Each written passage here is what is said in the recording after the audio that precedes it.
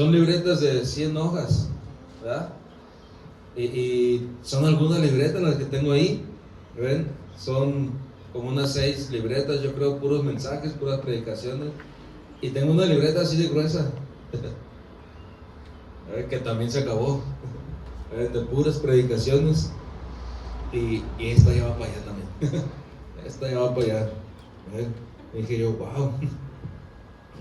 Y las que vienen, ¿verdad? Las que siguen. Así que bueno, vamos a abrir nuestra Biblia, Primera de Reyes 19.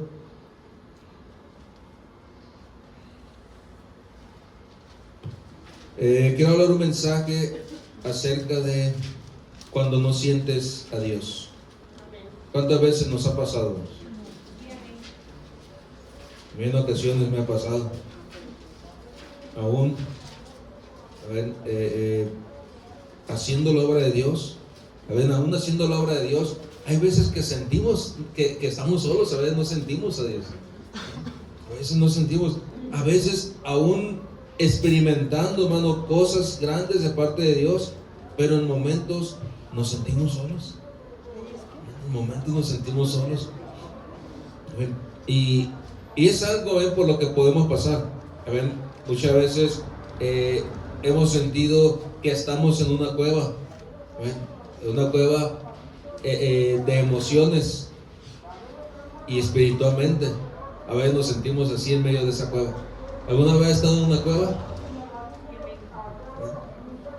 Yo me metí en una cueva en Guadalajara. Fuimos a no me acuerdo cómo se llamaba el lugar ese, pero estábamos nosotros donde estaba la casa, y hacia adelante, hacia el norte, me acuerdo que habían unas montañas, pero ¿cómo le llaman cuando ya son cosas viejas? Ruinas. Como ruinas así, como ruinas, pero en medio de esas montañas. Entonces, yo estaba pequeño, todavía me acuerdo, qué buena memoria tengo. Estaba pequeño, pero me acuerdo que entramos a ese lugar. Mi padre entró primero y me dijo, tú quédate ahí con tu mamá, tú no te metas. Y él se metió mi tío, se metieron otros primos ya grandes. Pero la entrada era una entrada pequeña, una cueva así pequeña. Y se iban metiendo ellos. Y yo, pues la curiosidad y aferrado. Entonces se metieron ellos y yo les gritaba y no me respondían. Entonces a fuerza me fui. Me decía, mamá, que te quedes aquí, que no escuchas. No le hice caso y me metí a esa cueva. Y ahí voy. Estaba pequeño, entonces me agaché un poco y ahí voy caminando, pero tenía miedo porque estaba oscuro. Tenía miedo, ellos llevaban su lámpara y yo entré hasta lo último. Pero sabes, hermano, después de que pasé por ese túnel, unos no sé cuántos metros hayan sido, pero entré a ese túnel y después se hacía más pequeña. Y me metí un poquito, pero no, me entró miedo, me entró sensación. Y mejor me regresé y dije, no, ya no pasa. Pero sabes, decía mi padre que estaba un lugar muy suave allá adentro. Estaba un lugar muy suave allá adentro. Ya cuando entraron ellos, dice que había un lugar amplio. O sea, eso nada más era para entrar, pero ya al entrar, ya al estar ahí, era un lugar amplio. Pero dice como que aquí hacían retiros o hacían algo así, dice, se veían cosas como espirituales ahí, dice, pero mejor no salimos, porque había cosas pintadas en la pared, en el piso, había cosas, dice, mejor no salimos. Entonces, muchas veces, hermano, uno podría entrar a una cueva o meterse a un lugar cuando quiere uno reflexionar de su propia vida. Esas personas, me acordé de esa historia porque pues esas personas entraban a esa cueva y hacían ahí sus ritos, ¿ya? Quizá para liberar su espíritu, quizá para sus emociones, quizá de brujería, no sé, pero buscaban esa soledad. Y muchas veces cuando tenemos un problema emocional, cuando tenemos un problema espiritual, ¿qué es lo que hacemos? Buscamos la soledad. Nos aislamos a veces. Nos aislamos. Pero hermano, aunque nos aislemos y nos metamos en una cueva, como esta historia que vamos a leer, aunque nos metamos en una cueva, Dios siempre va a estar ahí. Amén. Dios siempre va a estar ahí. Aunque tú te sientas solo y te metes en esa cueva, en tu mente quizá, Dios siempre va a estar ahí. Amén. ¿Por qué, hermano? Porque Dios tiene el control de nuestra vida. La vida de un cristiano va por etapas. La vida de un cristiano va a ir por etapas. Y una de esas etapas es cuando entramos a un momento donde nuestros sentimientos y nuestra fe son confrontados. A veces nuestros sentimientos y nuestra fe no van juntos. A veces chocan entre ellos. Porque a veces sentimos una cosa, pero a la vez quisiéramos creer otra cosa. O creemos una cosa y quisiéramos sentir otra cosa. Y a veces nuestros sentimientos y nuestra fe están encontrados. Hay veces que no van a ir siempre de la mano. Aunque seamos cristianos, a veces no van a ir de la mano. Entonces, de esto quiero hablar esta noche, hermano. Cuando no sientes a Dios. Primera de Reyes 19. ¿Ya lo tiene? Quiero leer un solo verso.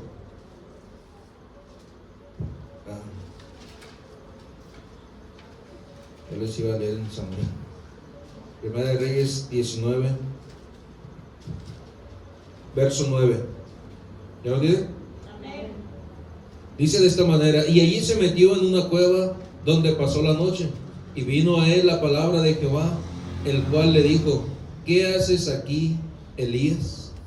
Ayúdeme a orar. Bendito Padre Dios, en esta hora, Señor, clamamos a ti, Padre. Te pedimos, Dios, en esta hora seas tú moviéndote una vez más. Te pido, Padre, seas tú hablando a nuestras vidas, a nuestra mente, a nuestro corazón. Yo me humillo, Dios, ante tu presencia, para que seas tú edificando tu pueblo, Padre. Recibe, Dios, toda la gloria, la honra y la alabanza, y tu pueblo dice un fuerte Amén. amén. El profeta Elías estaba pasando por un estado emocional donde su espíritu estaba afectado, donde su espíritu y su fe se veían afectados, se veían encontrados. Este hombre está pasando por una situación difícil en su mente, aún viendo los milagros que Dios había hecho con él, aún viendo la victoria que Dios le había dado, aún viendo el respaldo que Dios había tenido en él. Pero aún así, él estaba pasando por una etapa de su vida en donde estaba batallando emocionalmente. Yo creo que algunos de nosotros hemos pasado por alguna etapa en nuestra vida donde batallamos emocionalmente. Decimos: ¿estará bien lo que hacemos? ¿Estará bien ir a la iglesia? ¿Estará bien buscar de Dios? ¿Estará bien dar mis diezmos? ¿Estará bien orar? ¿Estará bien involucrarme? Pero tu fe, tu espíritu te dice: sí está bien, síguelo haciendo. Pero una vez más nuestros sentimientos nos dicen: ¿y estará bien lo que hacemos? Pero hermano, este hombre pudo haber pensado lo mismo. Dijo: ¿estará bien lo que estoy haciendo? Tanto fue su pensamiento y su sentir que fue y se metió a una cueva. Fue y se metió a una cueva, ¿no? Elías fue un profeta con un respaldo de Dios poderoso. Si leemos este libro de Reyes, nos damos cuenta cómo Dios fue respaldando la vida de Elías una vez, otra vez, otra vez. Dios lo respaldaba, y aún así él pasó por esa cueva. Aún así él pasó por ese momento. Aún así él pasó por esa situación difícil, por ese proceso. Dios vez tras vez estaba con él. Él pasó este proceso en el momento más difícil de Israel. ¿Sabes cuál fue el proceso más difícil de Israel? O el tiempo o la etapa más difícil de Israel en el pueblo de Dios. ¿Sabes cuál fue el tiempo más difícil? ¿Cuál se imagina usted, hermano? ¿Cuánto lo sacaron? Bueno, hablando en el tiempo de Elías, cuando Elías estaba como profeta, ellos estaban pasando un tiempo muy difícil de apostasía. Si leemos este libro, estaban pasando un tiempo muy difícil de apostasía. Ellos estaban entregados a Baal. Y Baal había tomado dominio, hermano, en el ambiente, en las familias, en las personas. Baal había tomado dominio y Elías estaba peleando contra eso. Y Dios lo había respaldado. Si vemos nosotros en el pasaje 18, vemos cómo él agarra a los profetas de Baal. Se los chacarea, se mocha la cabeza, les dio crán, los degolló. Entonces nosotros vemos, ¿saben? Cómo a estas personas, Dios le está dando el respaldo, Dios está de parte de él, y él mira, hermano, cómo Dios le ayuda. ¿Se da cuenta? ¿Cuántos han leído esta historia de Elías? Elías va y reta a los profetas de Baal. En el capítulo 18 podemos ver cómo está retando a los profetas. Y dice, vamos a ver quién es el Dios verdadero, si el de ustedes o el mío. Vamos a ver quién es el Dios verdadero. Y ahí están esos profetas, haciendo un holocausto. Y dice que pasan horas gritándole y no pasa nada, ¿verdad? No pasa nada. Su Dios no respondió. Y le dice Elías, háblenle más fuerte, a lo mejor está dormido. Despiértenlo. Grítenle. A lo mejor fue al baño. Grítenle, háblenle más fuerte. Y dice que ahí estaban haciendo su escándalo y se golpeaban los de Baal y hacían y deshacían. Y nunca hubo una respuesta. Pero dice la historia que el profeta empezó a clamar. Él empezó a clamar y le dijo, Dios poderoso, manifiéstate y te ofrezco este sacrificio. ¿Qué fue lo que pasó? ¿Cuándo se acuerdan? Yo no sé, yo no estaba ahí para decir. Pero en la historia dice que descendió fuego. Ya descendió fuego, y quemó el holocausto, y aún el agua que habían echado también la lamió, dice, o sea, se secó el agua. Entonces ahí se dieron cuenta quién era el Dios verdadero, quién era el Dios poderoso. Entonces este hombre, hermano, está mirando ese respaldo. Y dice la historia que agarra a esos 300 profetas y los degolla. Entre todo el pueblo lo agarran, se los llevan, lo degollan. Entonces nos damos cuenta que Dios, hermano, le está dando una tremenda victoria, ¿verdad? Pero pasa un capítulo, al capítulo 19. Y cuando estamos viendo, ven, a este hombre que tiene una gran victoria, cuando vemos a este hombre, ven, que tiene el respaldo de Dios, hasta le ora a Dios para que llueva y llueve. ¿Ven? Entonces vemos, ¿saben? Simplemente unos cuantos días después, vemos a un hombre con problemas en su fe, con problemas en su espíritu, con problemas en su mente. Ya su fe y su espíritu ya estaban confrontados, hermano. Ya su fe y sus sentimientos, ¿saben? Estaban confrontados. Se veían de afectados ya. ¿Por qué? Si vimos que mató a 300 profetas, él solo. Dice la palabra de Dios que era solamente Elías el que quedaba como profeta. Y los demás, eran 300 profetas a los que degollaron. Entonces vemos que fue un tremendo respaldo, hermano, de parte de Dios, ¿verdad? Pero en el capítulo 19, verso 2,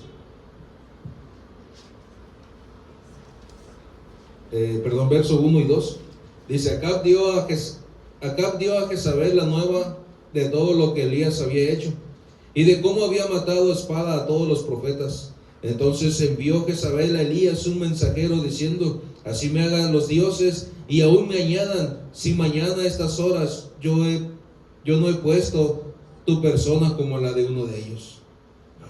O sea, le mandó una amenaza.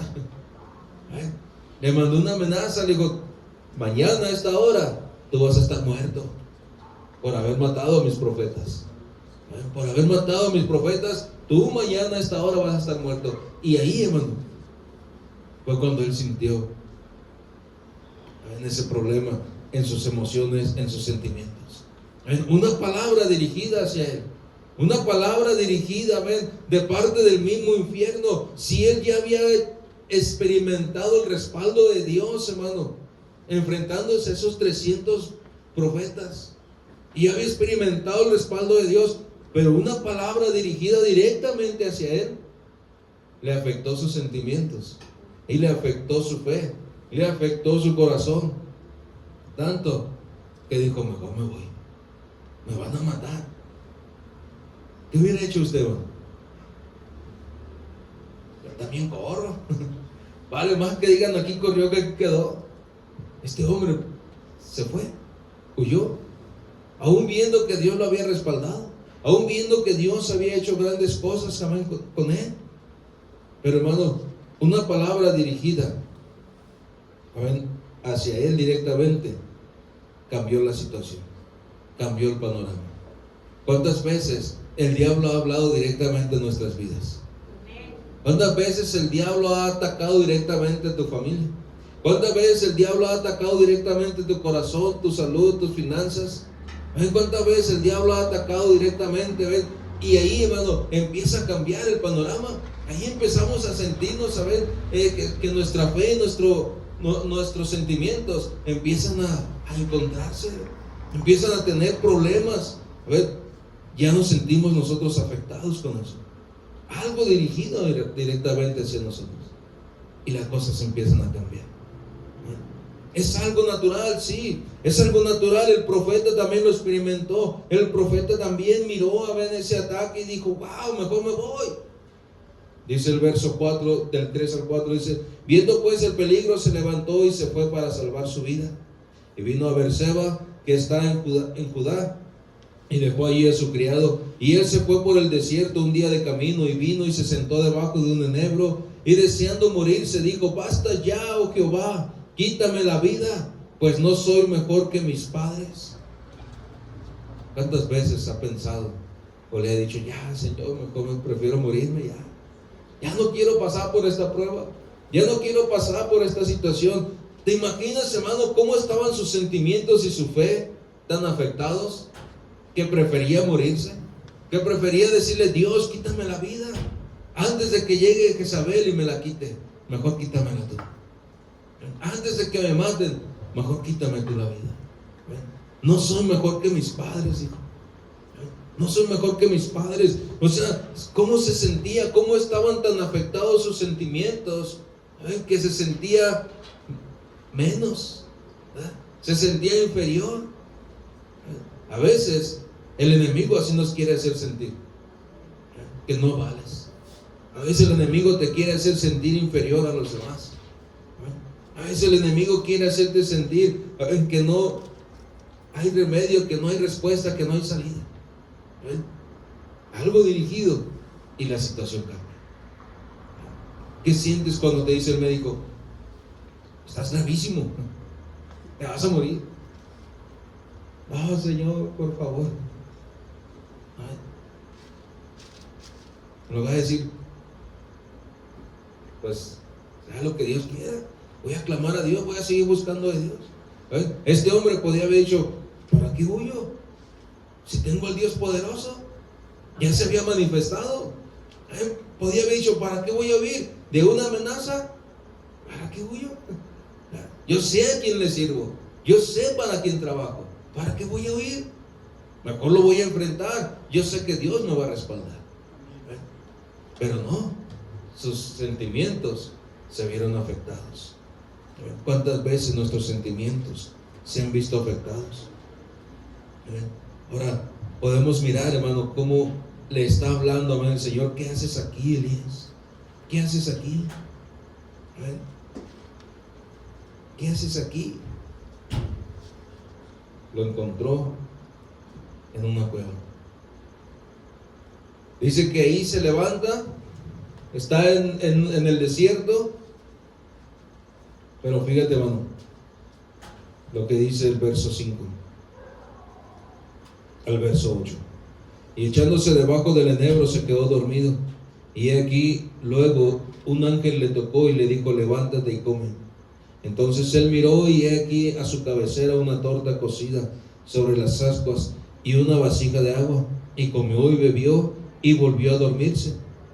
Y volviendo el ángel de Jehová la segunda vez le tocó diciendo: levántate y come, porque largo camino te resta. Se levantó pues y comió y bebió, y fortalecido con aquella comida, caminó 40 días y 40 noches hasta Horeb, el monte de Dios.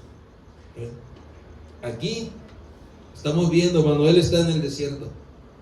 Él está en el desierto, pero llega Dios, llega un ángel y le da un alimento especial, ¿verdad?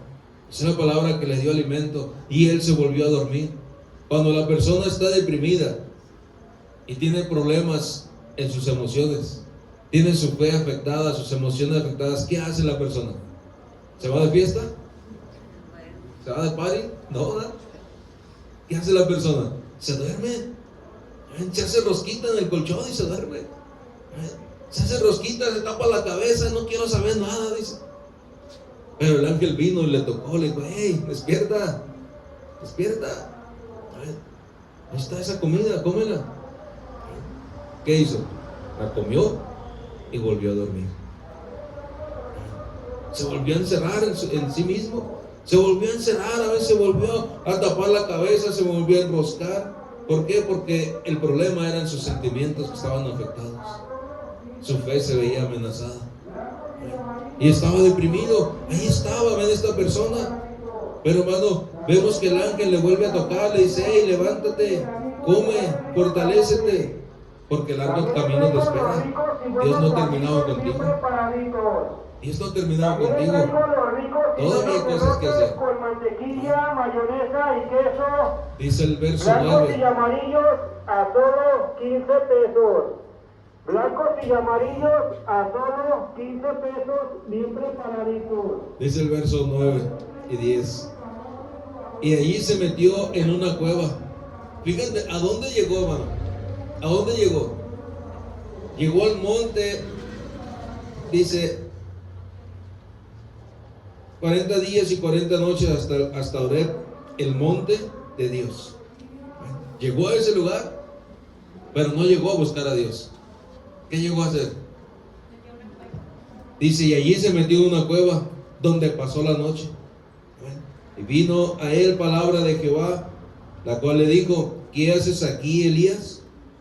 Y él respondió: he sentido un vivo celo por Jehová, Dios de los ejércitos, porque los hijos de Israel han dejado tu pacto, han derribado tus altares y han matado a espada a tus profetas, y solo yo he quedado, y me buscan para quitarme la vida.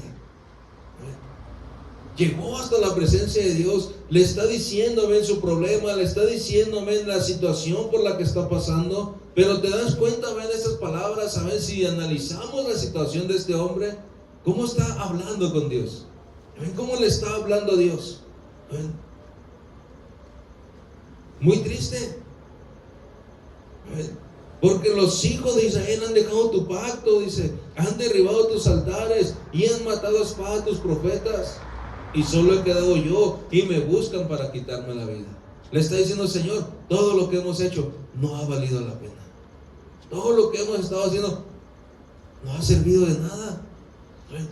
Seguimos con problemas y ahora me quieren matar a mí. Señor, ¿estará bien lo que estamos haciendo? Señor, ¿estará bien esforzarnos para vivir esta vida? ¿Cómo le oramos a Dios, hermano, a veces? ¿Cómo venimos ante Dios a orarle? Le decimos: Dios, mira, tengo este problema, tengo este otro. Es más, no sé si seguirte sirviendo, porque no me respondes. ¿Cómo se sentía, hermano, este hombre? A ver, estaba diciendo prácticamente, ven, este hombre viene del desierto, llega a esa cueva y se mete, dice: una cueva. Una vez más se mete a refugiarse. Una vez más está entrando, ven, a refugiarse a ese lugar. A veces sentimos eso, pensamos que ese es nuestro refugio, pensamos que eso nos va a ayudar a salir de los problemas, pero hermano, no es así. El meterte en una cueva no te va a sacar de los problemas, no te va a ayudar, a lo contrario, te va a meter en más problemas. La cueva, hermano, representa un lugar de aislamiento y de desesperación, donde Elías se había metido, donde Elías a veces sentía solo y se sentía desanimado. Ya había pasado el desierto allá solo. Ve una cueva y dice: aquí me meto. Estaba en el monte de Dios, fue a la iglesia, pero aún seguía en su cueva. Aún seguía ahí en su cueva. Él dijo: aquí hay una cueva, aquí me voy a meter. A ver, a pesar de haber sido un instrumento usado por Dios, ¿saben? Poderosamente, a pesar de eso, él sintió, ¿saben?, ese momento, ¿ven?, donde todo se encuentra interrumpido, donde todo dijo: no valió la pena. Otra vez. Entonces, ¿cuántas veces, hermanos, nos hemos metido nosotros en esto? En ese profundo sentido de soledad y de lucha interna. Es un momento donde tenemos que pasar ese tiempo con Dios, en lugar de aislarnos. En lugar de aislarnos, ¿saben?, en lugar de meternos, ¿saben?, en otros movimientos, en otros pensamientos, es mejor buscar la presencia de Dios. En medio de ese momento donde sientes la soledad, en medio de ese momento donde estás pasando por una lucha, ¿saben?, en medio de ese momento donde te das cuenta y dices: bueno, ¿dónde está Dios? No lo siento. En ese momento es cuando hay que buscar más de Dios. Es cuando hay que aferrarnos a Dios. Es cuando hay que decir: bueno, Señor, voy a hacer un compromiso contigo. Amén. Ahora, el Señor le está preguntando: ¿qué haces en esa cueva? ¿Verdad? ¿Qué haces en esa cueva? Elías, ¿qué haces aquí? ¿Qué haces en esta cueva? No le estaba preguntando nada más para buscar una información. Le estaba preguntando, hermano, para invitar a Elías a que reflexionara sobre su situación. ¿Qué estás haciendo aquí? ¿Te das cuenta de dónde estás? ¿Te das cuenta, Elías, dónde estás metido? ¿Qué estás haciendo en este lugar? En lugar de estar allá predicando, en lugar de estar allá haciendo lo que te mandé, estás aquí metido. No le estaba preguntando claramente nada más para saber su información. ¿Sabes por qué? Porque el verso 11 le dice, él le dijo: sal fuera de esta cueva, no tienes que estar aquí. Sal fuera de esta cueva, dice, y ponte en el monte delante de Jehová. Y he aquí Jehová que pasaba, y un gran poderoso viento que soplaba los montes y quebraba las peñas delante de Jehová, pero Jehová no estaba en el viento. Tras el viento un terremoto, pero Jehová no estaba en el terremoto. Y tras el terremoto un fuego, pero Jehová no estaba en el fuego. Y tras el fuego un silbido apacible y delicado. Y cuando lo oyó Elías, cubrió su rostro con su manto y salió y se puso a la puerta de la cueva. Y he aquí vino a él una voz diciendo: ¿qué haces aquí, Elías? ¿Se da cuenta? Segunda vez que le dice el Señor: ¿qué haces aquí? Señor, pues ya te dije qué hago aquí, ya te dije cuáles son mis sentimientos, ya te dije por qué. O sea, el Señor le estaba preguntando eso. El Señor le dijo: ¿por qué sigues aquí? ¿Qué haces aquí? Ve y haz lo que te mandé. Ve y predica. Ve y habla mi palabra. ¿Qué haces aquí? Hermano, este hombre, pasó por una situación difícil, pero el Señor tenía un plan para él. El Señor tenía un propósito para él. ¿Cuántas veces hemos pasado por situaciones difíciles, hermano? Yo creo que todos hemos pasado por situaciones difíciles, ¿verdad? Pero es un momento de decirle: Señor, ok, aquí estoy. Señor, aquí estoy, ayúdame. Ahora, dice que pasó un viento fuerte. Un viento fuerte. Pasó un terremoto. Pasó fuego. Pero en ninguno de esos puntos estaba el Señor. ¿Dónde estaba el Señor? Un silbido apacible, en un viento tranquilo. En ese momento de tu soledad, en ese momento de tu tranquilidad, en ese momento donde estás tú solo, después de haber pasado por el terremoto, después de haber pasado por el viento, después de haber pasado por el fuego, en ese momento de tu soledad, a ver, en lugar de reclamarle al Señor, en ese momento, decirle: Señor, ayúdame. Amén. Porque dijo que ahí estaba el Señor. Amén. Entonces, en ese momento, ven, cuando nosotros nos sentimos solos, es cuando Dios mira, ven, nuestra vida. Y dice: hey, no estás solo. Hey, tú no estás solo. Tú no estás sola. Yo estoy aquí contigo. En ninguno de esos terremotos, ¿saben? Ese viento o ese fuego, no estaba la presencia de Dios. Pero ahí en medio de su soledad, dice que pasó un silbido apacible y le dijo: Elías, ¿qué haces aquí? O sea, ahí estaba la presencia de Dios. Y él lo sintió, él lo experimentó. También dice que entonces salió de su cueva. ¿Te das cuenta? Cuando sintió la presencia de Dios, entonces salió de su cueva. Entonces salió de donde estaba. El Señor ya le había dicho: sal de aquí.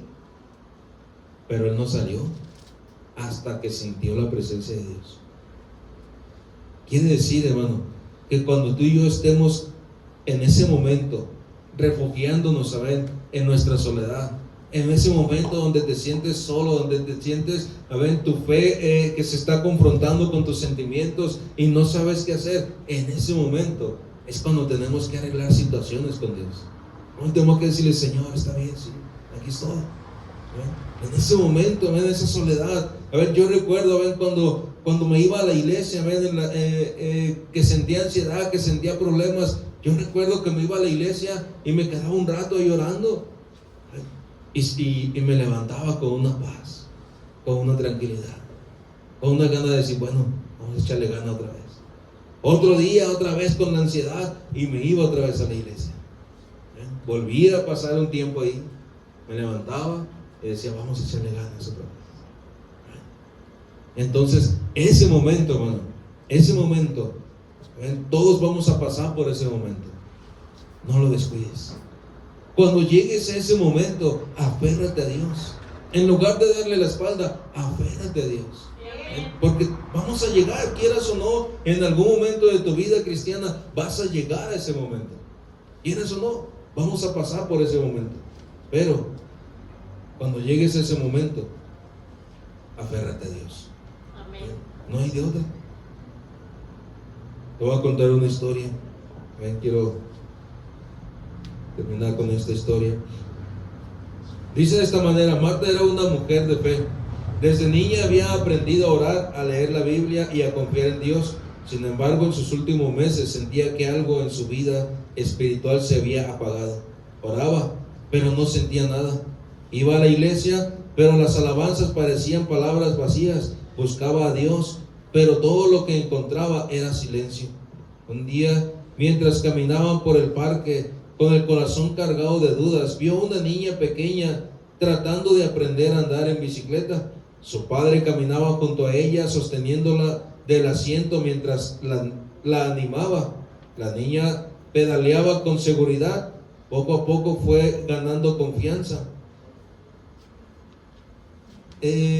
Poco a poco fue ganando confianza. En un momento, el padre soltó la bicicleta sin que ella se diera cuenta. La niña siguió avanzando sin notar que ya no la sostenía. De repente perdió el equilibrio y cayó. Se giró con lágrimas en los ojos y vio al padre allí, sonriéndole y extendiéndole la mano. ¿Por qué me soltaste?, preguntó la niña. Porque sabía que podías hacerlo, respondió el padre. Y aunque no me veías ni sentías mi mano, yo siempre estuve cerca, listo para ayudarte.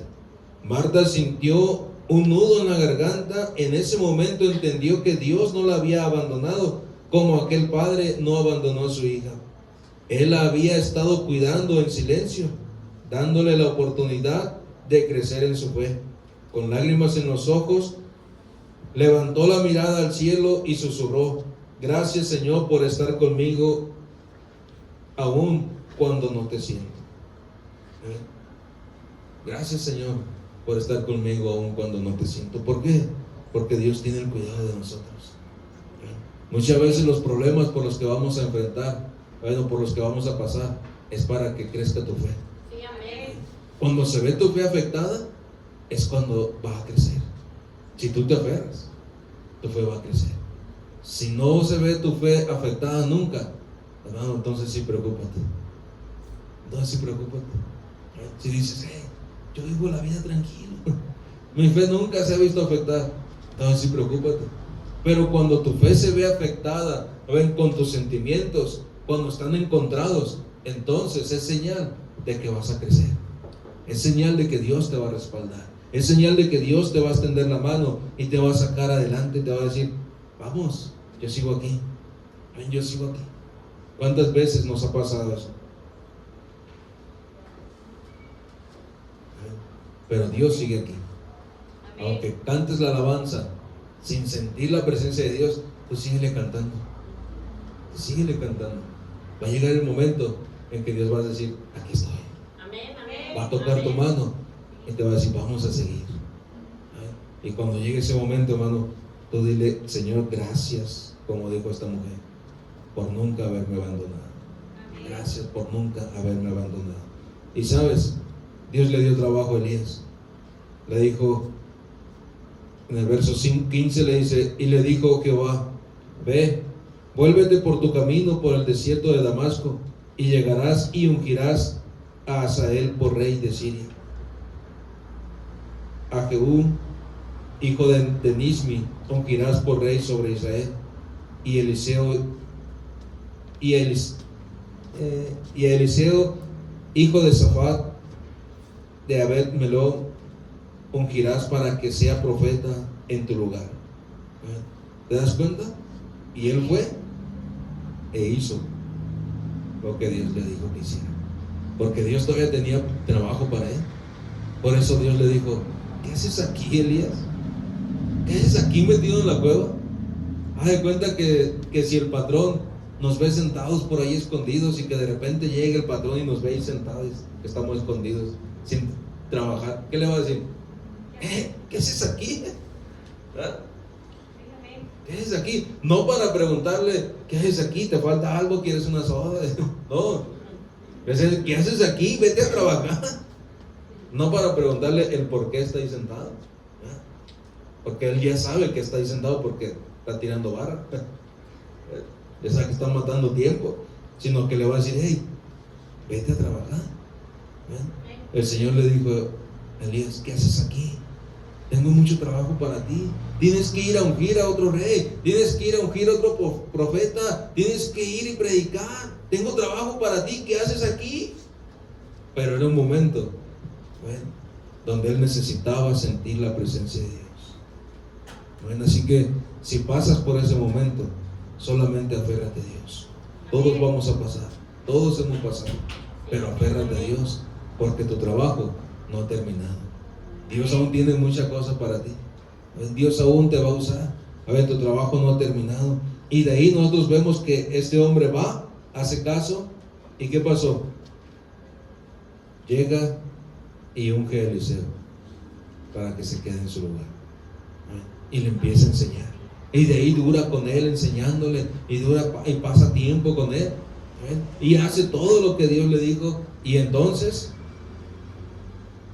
¿cómo fue el final de Eliseo? Perdón, de Elías.